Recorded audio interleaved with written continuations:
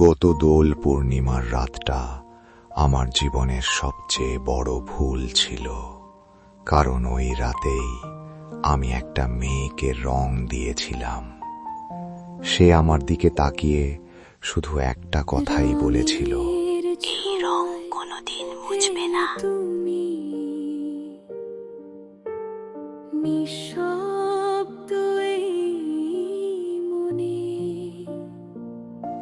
আমি তখন কথাটার মানে বুঝিনি, কিন্তু পরের দিন সকালে যখন ঘুম থেকে উঠে আয়নায় তাকালাম, তখন দেখলাম আমার পিছনে কেউ দাঁড়িয়ে আছে, কিন্তু ঘরে আমি একাই ছিলাম।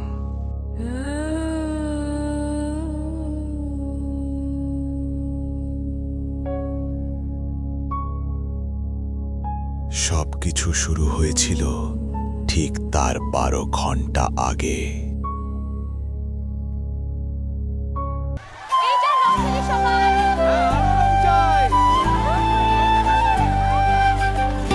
সবাই মিলে রং খেলি।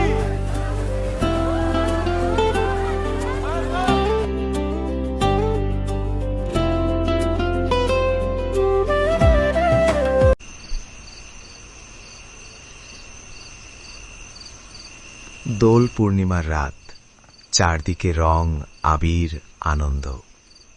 বন্ধুদের সাথে রং খেলে আমি বাড়ি ফিরছিলাম। রাত তখন প্রায় 11টা। গ্রামের রাস্তা প্রায় ফাঁকা। হঠাৎ আমি দেখলাম একটা মেয়ে রাস্তার পাশে দাঁড়িয়ে আছে। সাদা শাড়ি, খোলা চুল, মাথা নিচু।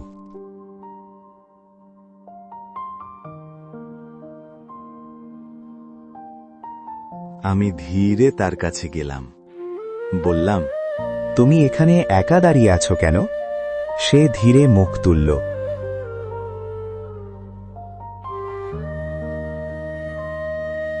সে বলল, আমাকে কেউ রং দেয় না। রঙের ছোঁয়ায় এলে তুমি, নিঃশব্দ এই মনে। আমার কেমন যেন খারাপ লাগলো। আমি আবির হাতে নিলাম, ধীরে তার গালে লাগালাম। গেল তোমারই স্পর্শ। সে চোখ বন্ধ করল। তার ঠোঁটে একটা অদ্ভুত হাসি ফুটে উঠল। চোখে তারপর সে বলল, এবার তুমি চোখ বন্ধ করো। কেন যেন হারিয়ে আমি চোখ বন্ধ করলাম। হঠাৎ আমার গালে ঠান্ডা একটা স্পর্শ, খুব ঠান্ডা, বরফের মতো। আমি চোখ খুললাম।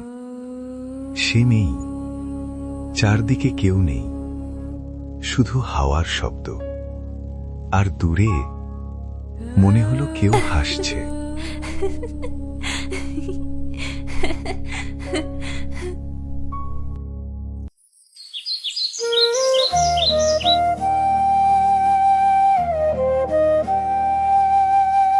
পরের দিন সকালে আমি গ্রামের এক বৃদ্ধকে সব বললাম। বৃদ্ধ আমার কথা শুনে চুপ হয়ে গেল। তারপর বলল, তুই যাকে দেখেছিস সে মানুষ না। আমার শরীর ঠান্ডা হয়ে গেল। আমি জিজ্ঞেস করলাম, মানে? 15 বছর আগে দোল পূর্ণিমার রাতেই একটা মেয়ে আত্মহত্যা করেছিল, কারণ কেউ তাকে রং দেয়নি।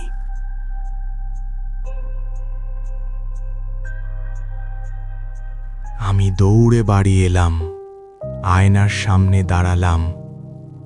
দেখলাম আমার গালে রং লেগে আছে। আমি মুছতে গেলাম, কিন্তু ওটা মুছছে না। হঠাৎ আয়নায় দেখলাম আমার পিছনে সে দাঁড়িয়ে আছে। আমি ধীরে পিছনে তাকালাম, কেউ নেই। আবার আয়নায় তাকালাম, সে আমার কানের কাছে মুখ এনে বলল, এবার তুমি আমার। তারপর সব অন্ধকার হয়ে গেল। পরের দিন থেকে গ্রামে আমাকে আর কেউ দেখেনি। কিন্তু আজও প্রতি দোল পূর্ণিমার রাতে গ্রামের মানুষ দেখে সাদা শাড়ির একটা মেয়ে আর তার পাশে একটা ছেলে দাঁড়িয়ে থাকে নতুন কারো অপেক্ষায়। আপনি যদি ওই রাতে সেখানে থাকতেন, আপনি কি তাকে রং দিতেন না পালিয়ে যেতেন? সত্যি বলতে আমি আজও জানি না আমি বেঁচে আছি নাকি তার সাথে অপেক্ষা করছি আপনার জন্য। ভিডিওটা যদি আপনাদের ভালো লেগে থাকে তাহলে অবশ্যই ভিডিওটাকে একটা লাইক করে দিন আর কমেন্ট করে জানাবেন আপনি হলে কি করতেন, রং দিতেন নাকি পালিয়ে যেতেন। আর যারা এখনো চ্যানেলটি সাবস্ক্রাইব করেননি তারা অবশ্যই সাবস্ক্রাইব করে পাশে থাকা বেল আইকনটা অন করে দিন, কারণ আমি নিয়ে আসি এমনই আরো ভয়ঙ্কর এবং রহস্যময় গল্প। দেখা হবে পরের ভিডিওতে, ঠিক আগামী শনিবার সন্ধে 6:30টায়। ততক্ষণ পর্যন্ত ভালো থাকুন আর সাবধানে থাকুন।